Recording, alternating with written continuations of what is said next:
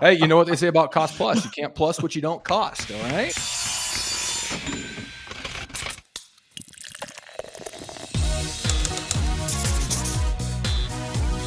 Reese, why don't you tell us about the guest we got on here, our esteemed guest? Well, I'm not going to tell you about the guest. I'm going to give him a little intro, and I'm going to let the guest tell us about him. Here we have episode 1 of Builders, Budgets, and Beers.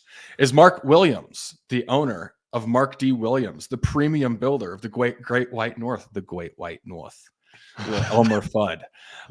Premium builder, Great White North, Minneapolis, St. Paul, doing incredible jaw-dropping artisanal homes.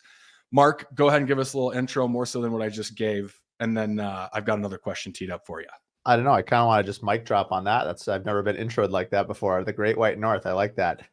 Yeah, we build, probably 3 to 5 higher end homes a year. We're kind of in the $1.5 million to, $4 million range for custom new homes and a handful of remodels. We kind of market ourselves as a boutique builder, small dedicated team. And, we're pretty passionate. I've been building for about 20 years now. And I'd say every 5 years, our clients kind of take us to a new height. I never planned on being where I'm at now. It was sort of just following my curious path and following our path of dedication and just really doing good work. I often say I want to do good work with good people, but it started off, someone the other day said, how small a project is too small. And we do, I'm like, yeah, we stay away from bathrooms and small stuff. But I'm like, honestly, if you want me to do just an amazing treehouse or something that's really creative or really interesting on a different scale, I'll do it. Now I'm going to be really expensive, but that's probably not, but I am very interested in doing that. We actually have this really cool custom slide that we did as an art piece actually at my own house. So I guess I sort of self-funded that project with an artist. We're going to try to win some awards with it. So we'll see if that happens, but I just like doing cool projects. So I love what I do. But mainly I love people. And Mark, how'd you get into building? Your dad was a builder, no? Yeah. Growing up, my grandpa was a builder. My dad was a builder. My uncles on both sides of my family was builders. So I did not want to do anything third generation builder. I know, but I didn't want to do anything to do with building. I'm definitely the firstborn of the family. So you kind of want to do your own thing under your own steam and do it your way. So actually, while they had a huge impact on my life and they still do, they actually retired in 2001. I didn't start till 2005. I had a lawn mowing business in high school, sold it in college, worked 1 year in a suit and tie doing sales, loved sales, hated working for somebody else and didn't want to be in a suit and tie. So I asked my one uncle who wasn't a builder, who was a chiropractor. I was like, hey, what do you think I should do for a job? He's like, have you thought about being a builder? I'm like, no, that's a great idea. And so I borrowed some money from my dad, designed a house. I thought that was amazing. In hindsight, this is crazy. My parents are amazing people. And, anyway, they must have known I was going to stick with it and had some pizzazz behind it. And so halfway through, I quit my job, sold my Jetta, bought a Silverado because, I had to be look like a builder. And I was like, this is the most amazing career you could ever have. And so I'm more on the design, the business side. I was not a real handy person. I often tell my clients even now, it's probably not the greatest sales line, but it's been working. Is like, if you see me working on your house, like call the project manager because I'm probably ruining something. And so I'm way more into it. My mom was an interior designer, so I tend to gravitate more towards things that are interesting, unique, and more design driven. Love it. Well, and that is the interesting thing. Third generation builder, never thought that he'd get into it. Now you've put together a hell of a career. And I do want you to send pictures of slides or of the slide so that we can post that. Oh, I will. But, on it. But no, I think that's great, Mark. I similarly in my story, I grew up with a custom home builder and not a handy guy. I love the industry. So how do I get involved? And now here I am, not in a suit and tie, but doing sales over here at Adaptive. And it's kind of cool how all that stuff comes full circle. You just kind of follow those passions and you end up falling into them. So kudos to you to keeping an open mind and getting into an industry you might not have thought about. Well, and I think when you say, I think, I was on a podcast recently with somebody else and everyone was excited to have their kids take over their legacy. Yeah. And I'm like, well, I'm 43. My kids are 7, 5, and 3. And I'm like, man, I'm gonna have to work into my late 60s or 70s if they want to take over the company. I'm like, I don't know if I want to work that long, but I just want them to be passionate about what they do. And you mentioned you got into it because of your passion. And about 1.5 years ago, as you know, because you guys are one of our main sponsors, and I, pitched you pretty hard because I was so passionate about it. But the Curious Builder podcast, about 1.5 years ago, almost 2 years, we're coming up pretty soon. And for me, just because I love people so much, I love hearing business stories, and even the generation of this podcast. And now being sort of, quote, veteran in the space, as everyone seems to be launching into this forum, because there's such an appetite to listen to shared experiences. And, we can talk a little bit later about, the Curious Builder Collective, which is another business I just launched, and we're starting here in about a month of what that's going to be, and just getting people together locally. So you've got a podcast, which can obviously be, global or nationally. People can tune into whatever they want. And then I've taken it into like these 4 3-hour sessions in a local city, in my case, Minneapolis, of just getting builders together to kind of workshop ideas and brainstorm. We have so much to learn from each other. It's like the honeybee hive. One bee collecting a lot of pollen just doesn't do a lot of good, but you get 1,000, man, you can really crank out some honey. So I guess in this analogy, the builders are honeybees. Mark the apiarist over here. See? Look at you. You got a great, you got a thesaurus for a brain, buddy. I like it. That's right. Well, I just hear words and I regurgitate them. Sometimes they're right. Sometimes they're wrong. I make up words on the podcast all the time. I'm a wordsmith. Sometimes I take Yeah. 2 words I really like and I make them into a new word. And Webster, I need to have Webster on at some point and ask for some clearance. Yeah. Yeah. I love it. Okay. So do we want to jump into more questions, or do we want to go ahead and hit the beer segment? Reese, tell them about Mark's favorite beer over there. Well, so that's the thing. And this is a part of the builder's budgets and beers, is again, to really drop the guard and make project financials for builders less intimidating. So we figured that having our first guest on here, and his choice of beer is a bubble tea, not a beer. It's builders budgets and bubble tea now. I mean, it's the middle of the day. To be clear, I thought you were door dashing me a beer. I'm like, right now I happen to be training for this ultra marathon. So it's like, I'm not really having any alcohol. And I'm like, well, this isn't going to work. Yeah. So I'm like, okay, I'll get a bubble tea. It sounded really good. And then to find out that you're going to take whatever the guest's favorite drink is, beer or whatever, and then you're going to try it and rate it I love this concept. It's brilliant. So I want to see what you think of. By the way, I would not have picked mango bubble tea, but that's what you got. I like the, the Vietnamese kind of coffee kind with the tapioca. I mean, that's legit stuff. Well, so love bubble tea, nothing against bubble tea. I am a mango guy. But I was in the middle of a demo before this started, and I just was like blindly tapping on DoorDash to get this thing, and we wound up with mango. And candidly, I don't see any tapioca in here. Let's straight to it. I want to see a reaction. Let's get a little reaction. Mango bubble tea. It was $6.98 on the menu. It cost me $20 after DoorDash. This is for Mark D. Williams. His choice of beer, bubble tea. Here's the review. Reese, 1 second though. You're saying that you paid $20 for a $6 drink? That's the reason for that. That's the we got to make smart financial decisions here, Reese. You just totally understand. We're gonna. He was not tracking that with adaptive software. He just made it a you could have hit the minimum. Dude, I couldn't see my budget remaining on this before I approved the purchase. Okay, so we'll get that integration with DoorDash taken care of, and we'll solve this problem. Not a big deal. This is the problem with Cost Plus. Reese is just getting reimbursed. Yeah, that's right. Matt's the client here. Hey, you know what they say about Cost Plus? You can't plus what you don't cost. All right, track all of our dollars. Yeah. All right, bubble tea review. First edition. Going rogue.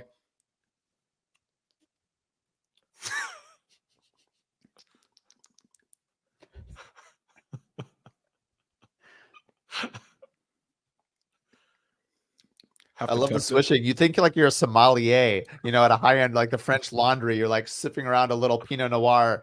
Be like, the grape is, from the hills.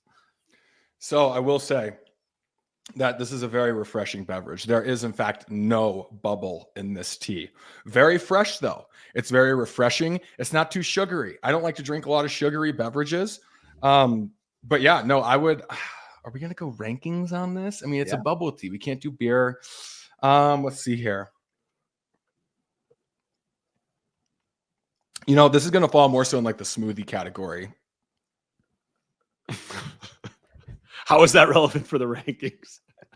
It's all coming to you. Just hang tight over there. Yeah, it has to come in different. I don't think I'm going to be the first guest that comes up with an oddball request. It could also be just favorite drink. All right, it's coming to me. Okay, so I would say just because it's really fresh mango, you can have, there's like a little, if mango has pulp, it's there. And it's not too icy. It's not too cold. It has been sitting out for about half an hour, so that could be a part of it. I'm going to go ahead and land this thing on a 7.2 out of 10. That's a Great solid choice. earthquake. That's a solid earthquake. That'll move you. Very average. Yeah. Well, I mean, it's middle of the pack. It's a passing grade. It was very similar to what came up on my my report card. My what do they call them? Transcripts? What are they? I don't know. So- Your parents threw them away. It didn't matter. That's right. It Three, didn't matter. 7-2 for the bubble tea. What's 7-2. What's your baseline score for a Coors Light? How does the bubble tea Baseline score on a Coors Light? I'm more on the Miller family. But if we're going to do Coors Light, I am in Denver. We'll go ahead and say that a baseline on a Coors Light, depending on what activity you're doing, we'll go ahead and put it on like a 7. So Wow. this is better than a Coors Light. Actually, I would probably drink this over a Coors Light. Maybe put a little. I don't know if this is a tequila. This is a tequila beverage. You do a little dash of tequila in here, you can have yourself an afternoon. All right, that's true. That's innovative. That's okay. So that's the review. 7-2 for the mango tea. Mango bubble tea, no bubble. Well, I can't come back on it. I should have taken that into consideration. There's no bubble in this tea, but it's a good beverage. It's a good beverage. And thank you, Mark, for giving us a little variable. I was totally anticipating to rank beer. Here I am ranking bubble tea. Gotcha. And here I was thinking I was going to get a bubble tea and you were going to drink a beer. So everyone's surprised today. Yeah. Well, evidently I spent our bubble tea budget on DoorDash. And if I wouldn't have spent $20 on a $7 beverage, you might have been able to get one. So I'll take some of the onus on this here. No worries. Okay. So we've learned about Mark. We've learned he's a multi-generational builder. Yeah. We learned he likes bubble tea. We learned he casually likes to let us know he's training for ultra marathons. And now we're going to learn about Mark's financial prowess. Okay. Prowess. Mark. Can we get a little definition on that before we just start jumping into big Stanford words over here? Okay. Mark's financial understanding and expertise. Bang. There we go. Okay. Okay. Let's so, Mark, the whole point of the show is to learn from others in the industry, right? So we got to be vulnerable, and we always start with the story. What's the most money you've ever lost on a construction project? Give us the backdrop. Tell us how it happened. Give us the dollar value. How much? All right, I'll give you two. The first one will be quick. The second one will be more depth. The first one was 2008. I took a swing. I was 3 years into building, and I thought, you know what? Everyone around me is building these big spec homes, and they're doing really well. There was a home in foreclosure before foreclosures were in vogue, and so I took a swing in a high-end area. I way overbuilt the remodel. I should have tore it down. I just kept going bigger and bigger on the remodel. Stock market crashed in October of 2008, and I was stuck with that house for 2 years. I think I lost $110,000 on that house, and to date is the only house I've ever lost money on. As a net total. That obviously a lot of people lost a lot of money during that time. So I wouldn't say that was necessarily a lack of financial acumen or information. That's just two bad decisions. One is, overcommitting. And I found out two very valuable lessons from that. One was I'm not a good spec home builder because I do things too nice. I know all the good stuff. I have really good tastes, and my tastes are really expensive, which is fine if I'm paying for them. But if I spend a lot of money on something that someone else doesn't value, then you can't sell it. And so I learned that. I also learned, I remember chatting with my dad at the time, who had, as we already mentioned, was a builder. And he said, because it cost a lot of money. And he said, you got a master's degree in business in half the time and 4 times the cost. And so part of it was getting really scrappy. Actually, I'll share this little thought for you because I've mentioned this a number of times on the Curious Builder podcast, and it's actually meant a lot to me having little kids. I remember my burn rate was $5,000 a month. And I couldn't get out of it. And I had some assets. And so the banks wouldn't write it off. I saw people that were losing homes left, right, and center, but the banks would not work with them because they knew those companies were going out of business. They looked at me and they're like, well, Mark has money in the bank. We're just going to keep tapping him. And I remember being really upset about that. I'm like, wait a minute, because I'm viable business, you're not going to work with me. But the ones that are going out of business, you're just cutting your losses. That really took me about 10 years to sort of not be comfortable with that bank. I'm still with that bank, oddly enough, but they've had a change in management. Anyway, but the real story was I went to the only person I knew that had money other than the bank who wouldn't give me anymore was my dad. And I remember asking him, I said, Dad, can I borrow? I think it was $30,000 I asked for. And I remember distinctively, I was 28 at the time, no kids. I wasn't married. And I remember not wanting to ask him because I don't know if I was embarrassed. I thought I was failing, some of these insecurities. And you're like, I didn't want to, but I didn't know what else to do. And I am so impressed with my dad's answer. And someday I hope to have this kind of wisdom to share it with my kids. He said, no. He said, I'm not going to give it to you because if you can't fix the problem, we're just throwing good money after bad. And I remember feeling physically relieved. I was so glad. I didn't know that I was glad, but I remember I can still feel the feeling now, 20 years later, not quite 20. Math is really my strong suit here. I just felt relieved. It was because I sort of had permission to fail. And it was kind of like, but I also, it's a little bit, when the conquistadors came over to South America and they burned all the ships and they told their people, like, you either go across the country and get out of here or you're going to die. And like, when you have no options, man, do you get scrappy. I remember renting out my own bed in my own house and sleeping on the couch to make ends meet. I remember renting out my house. I somehow was able, this guy was a terrible person. I actually had to evict him later, but I remember I was able to get a year's worth of the rent up front. I don't know how I managed to do that. I got $54,000 up front, I think. And so I just gave it to the bank. I didn't touch it. I didn't want to run into debt. I'm like, here's against my loan for the next year. It just kind of let me kind of get by one more year into the recession. So anyway, I guess we don't even need to go into the second one. That one's a pretty bad one. So I learned a ton of lessons, but man, was that expensive. That's a great story. I think there's a lot of lessons in there. Can you give us a little bit more of the timeline here? So you said you bought a lot, or was it a remodel? So actually this is really funny. So the first house I ever built, was a real estate agent who was listing it. I always laugh because I said, like, I bet you that lots of people want to buy my house, but you chased them away. And then how often does the realtor who's listing your house buy your own house? That's a weird one. Anyway, that was in 2005. So 3 years later, came across a house that he was listing and said, I think you should buy this as a good opportunity. So I went over, I looked at it. It was in rough shape, but it was in a great neighborhood, awesome location. And so that's what I did. So I kind of fell in love with my own work. As I already mentioned, did the home way over the top and couldn't sell it because it was too expensive. So at the time I bought it for 400. I think I tried to sell it for $1 million. I think I ended up selling it for like 800,000. And so, by the time I took out profit and, some of the subs at that time were willing to mark down some of their bills. I think as it turned out, I lost about 80 to 100 grand, in total. Okay. So you bought it for 400. And then when did you sell it? 2010. So I think I made it 2 years. Here's kind of interesting about that. And I get why people, they talk about a loss leader in sales in terms of a model home. Maybe it's like the Bill Walsh coaching tree. They talk about like Bill Belichick and Andy Reid and all these famous coaches that come out of like, a system of leadership. I can trace back about 5 or 6 big homes that I got out of that home. And part of it was just having a house at the right time. And part of it is like, I guess if you go back far enough, it's like, we're all related to Adam and Eve, right? So it's like some of this is maybe just, manifest destiny and making up your history as you wish. But like I had a designer that came through, loved my work, recommended to me his client in Linden Hills. And then I did this, which is a real nice area in Minneapolis, down by Lake Calhoun. And so I remodeled that home. I got a couple more leads. And so, but I could always trace back a couple of the original builds back to this 2008, 9, 10 model. Cause I had this, I had nothing else to do with it. I might as well show it. So I had it in a couple of remodeler showcases. And I remember, people seeing the work and being impressed. And so I did get work out of it. Obviously, time and chance happens to us all. And that was, that was the time that we had to go through a difficult time. Well, and Mark, even on that, so like speculative building, obviously you're taking the risk on as a builder. You have an idea of what the market's going to actually want. You produce that product and then you put it on the market, obviously for some upside. At what point in that build did you start to realize that your decision-making was going to put you into a cost situation that you couldn't dump it to make money?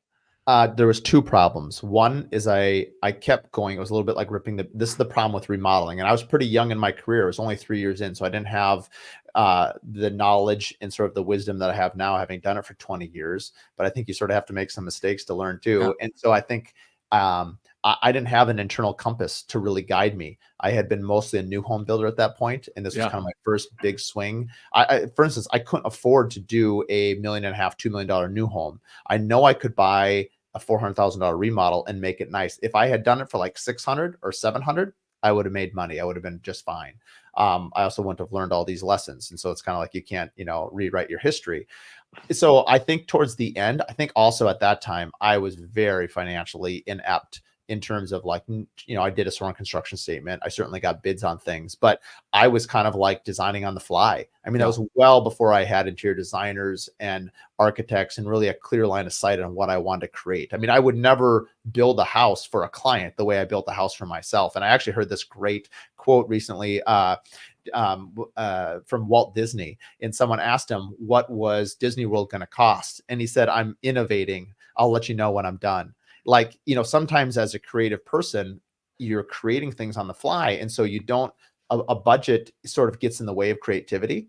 And so, and there's a fine line there. I think having checks and balances. I mean, for instance, the Curious Builder podcast, I started that mostly on just pure willpower and a desire and a passion to share people's stories. And I sort of figured it out on the back end. And you guys were very helpful, actually. You guys, being adaptive, saw the value in what I was doing, but I'm better in the visionary seat. So I think, for me now, as my team is a little bit bigger, one of the positions that I'll be looking for in the future, if I decide to grow, is an operations manager or someone who's much more, likes to stay in the lanes, because you do need both. I'm like you, Reese, I'm a classic salesperson, big personality, visionary. I see where I want to go. I see some of the real creative things. I get very excited about it.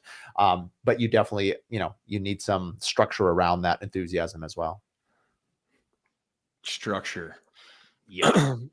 Thanks for sharing that story with us, Mark. I think a couple other things you said that were great were when it comes to the cash flow piece, right?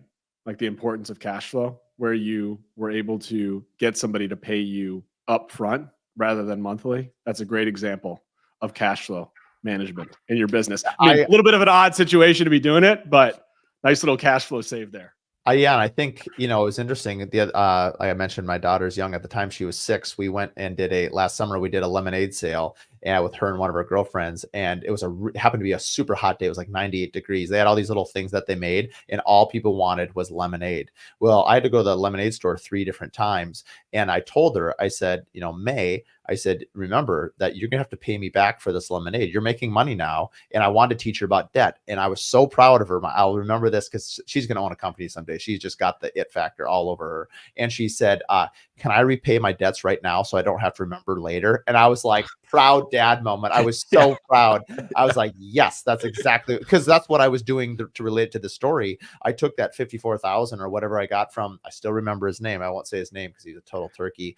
And because later he tried to cheat me, actually. And so, but for the 1 year, I do at least owe him for that. And then I paid the bank, and I was able to, make it 1 more year. Yeah. Yeah, it is. We'll get into the next story in a second here, but the one, I guess, added lesson for your daughter there is, if she was making a better return on the lemonade, instead of paying off her dad, she could just go buy more ingredients. Well, now I will, the lemonade. but that's funny about leverage. So actually, no, that's a really good point, because I will say that I was raised very debt averse. And for really 20 years, I've run a cash business.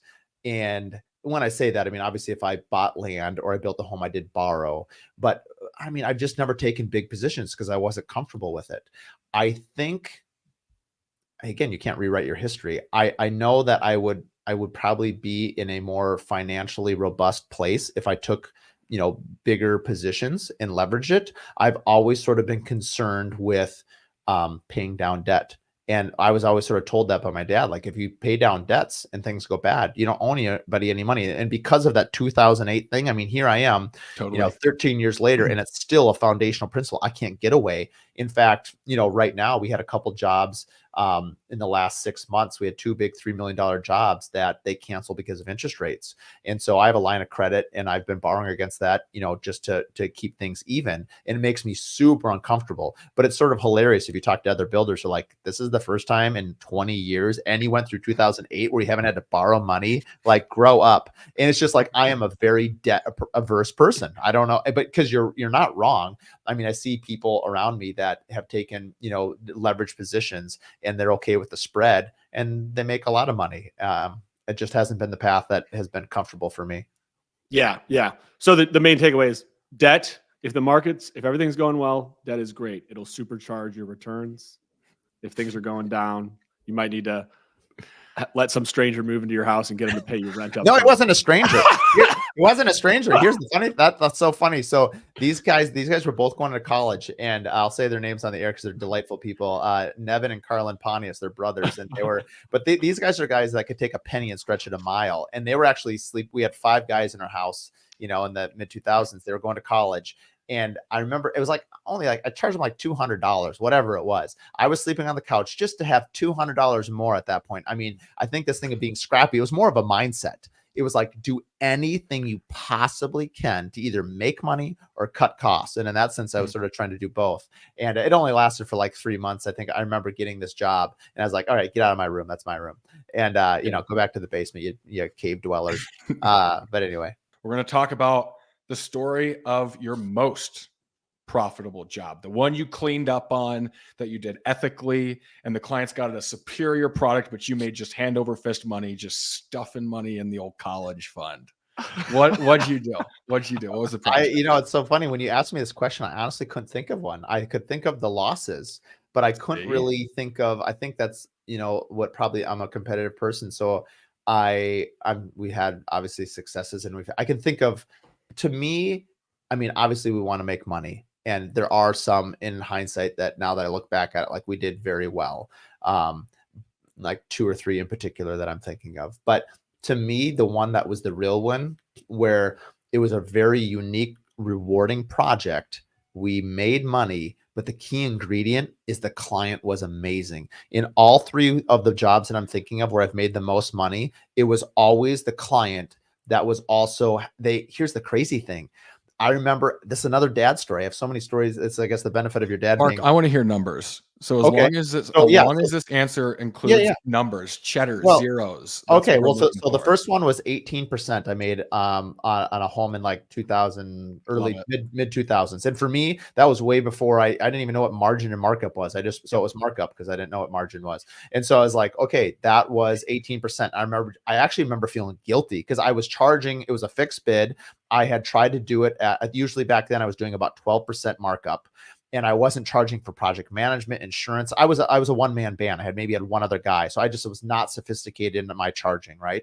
Mm-hmm. And we made 18. And because the client added like a $300,000 change order halfway through. Nice. And I remember calling my dad, and I said, Dad, I kind of feel bad. I mean, I made a lot of money on this house. Like I did really well. Like, what do I do? Do I give it back? Like, do I, and he said, no, he said, I think that's amazing that you're thinking like that. But 2 things to remember.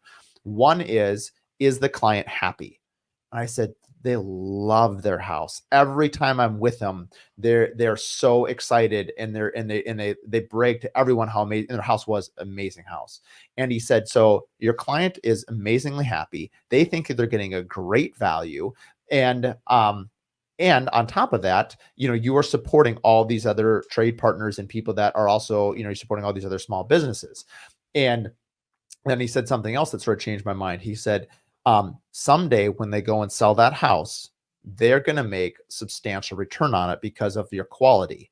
And he obviously had his 30 years of experience. He goes, it's not like I ever went back to my clients and said, hey, I saw that you made $100,000 on this home I built you in 1990 and you sold it in 1996.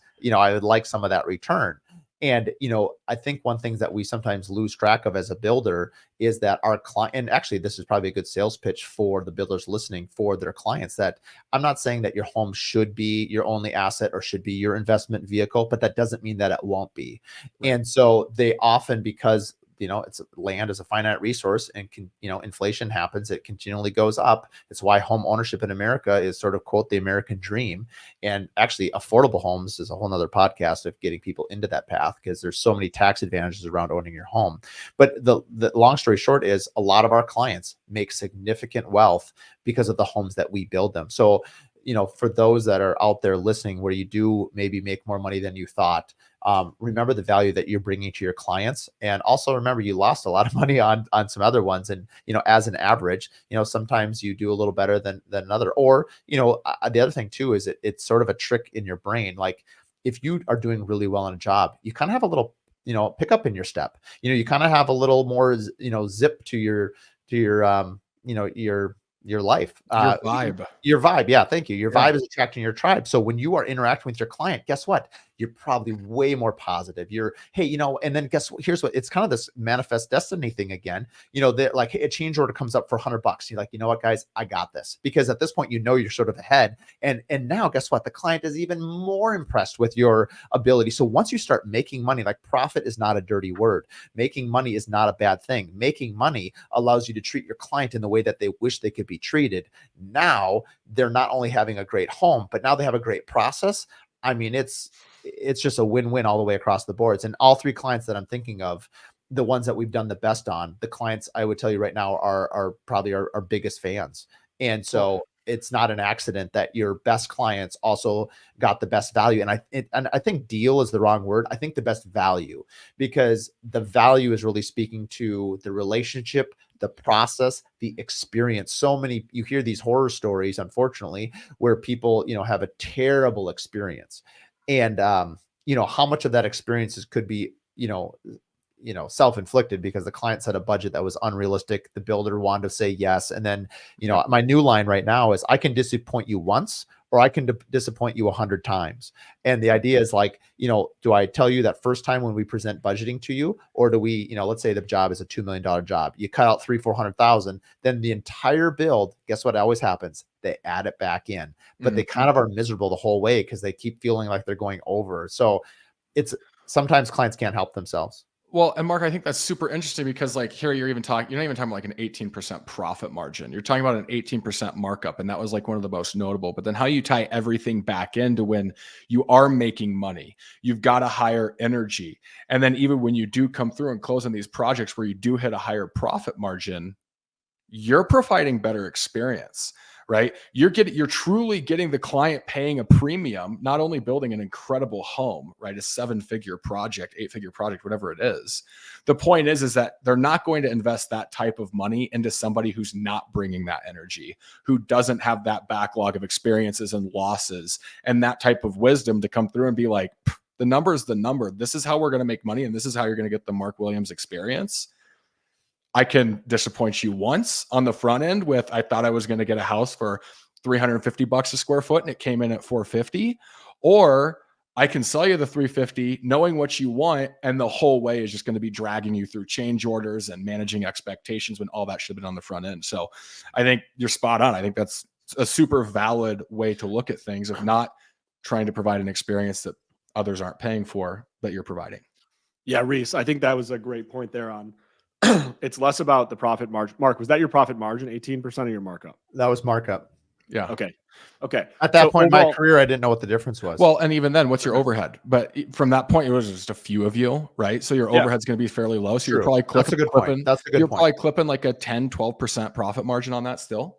What's interesting is I've noticed the last 5 years of my career, I've made less money than I did at the previous, those 2012 to 2008, 19 years were pretty profitable. We did really well. And that was a fixed bid. And, as I mentioned, we kept leveling up. Now, the homes that we build are vastly superior in terms of like architectural style, and the quality is amazing. I have very talented tradesmen around me.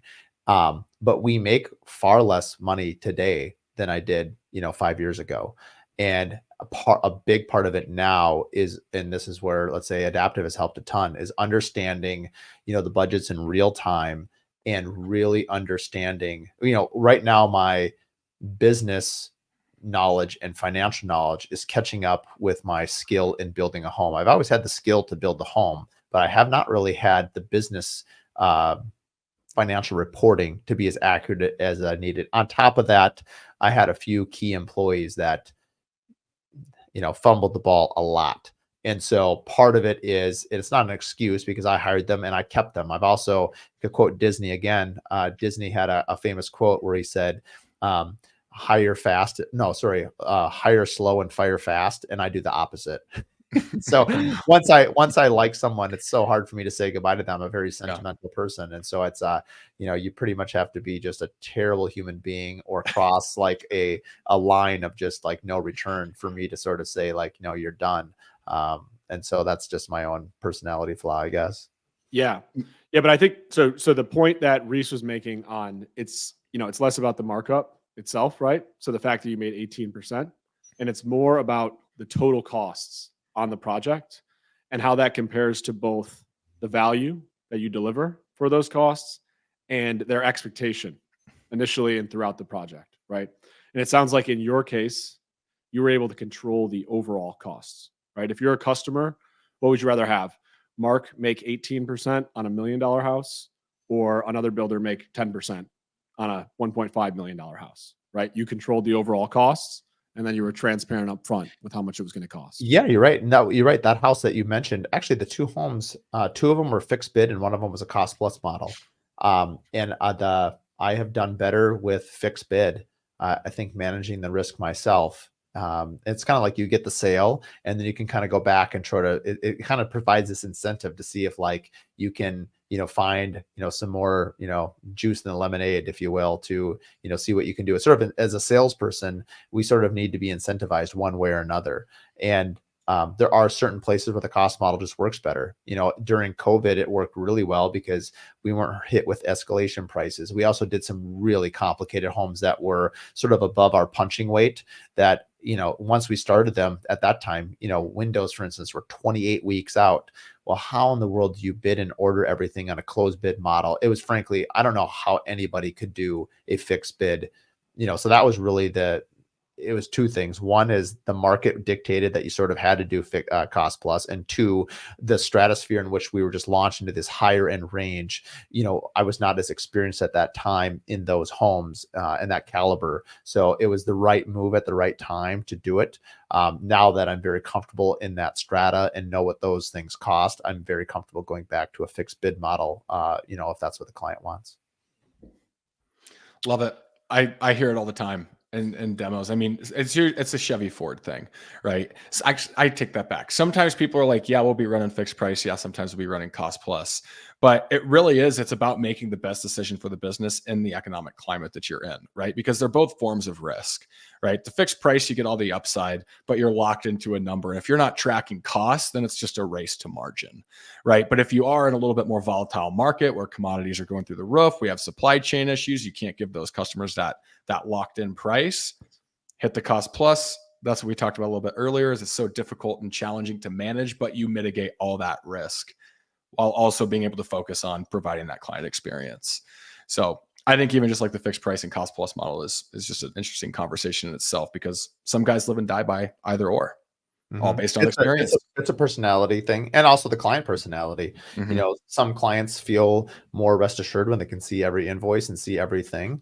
I have found in general, though, I mean, you name me another business, any business, actually, I can't think of another business where they're like, oh, here's every single thing. Like you'd mentioned Ford. So what are you going to go to Ford and be like, hey, I'd like to know the receipt. Like, how much did my hood cost? What are the lug nuts cost? Hey, by the way, I know I went with a leather heated steering wheel. Is that $150? Or it's like, I am blown away that it is normal to do cost plus in construction, because it's kind of bananas. Because I can't think of another industry at all. Maybe somebody listening can chime in on the adaptive in the comments. Yeah, in the comment. Yeah, mention the comments. Like, I can't think of another business that does cost plus, and it's Anyway, I think it kind of comes back to your spec experience. The reason for cost plus comes back a little bit to the story of your experience with a spec home.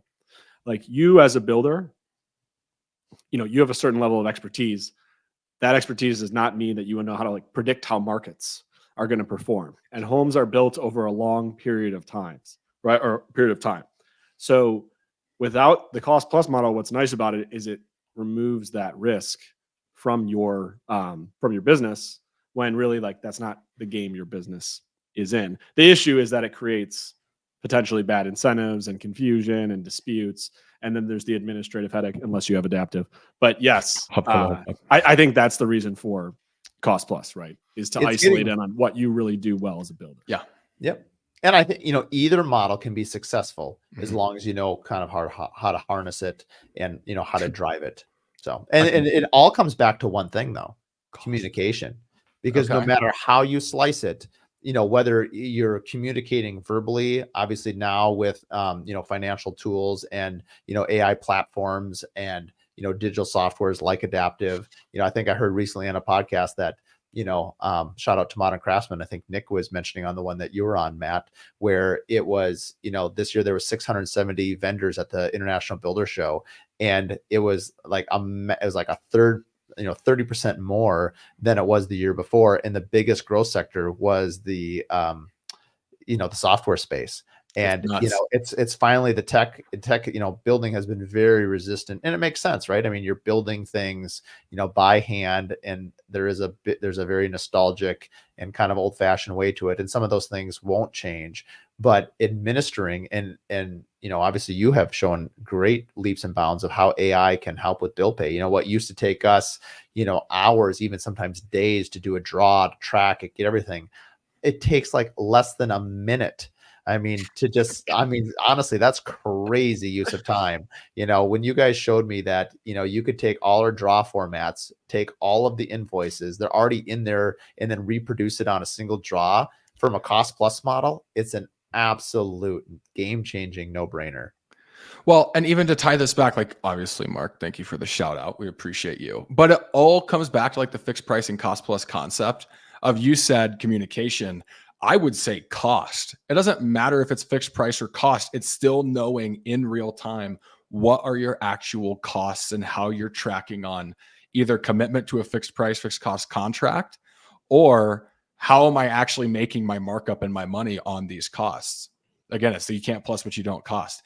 And I think that, again, is just a testament to, with, software being the largest sector of growth at the Builder Show. You see so much of this, of people seeking that type of need and the need to run healthier businesses. I would say this, we talked about the pros and cons a little bit of fixed bid and cost plus.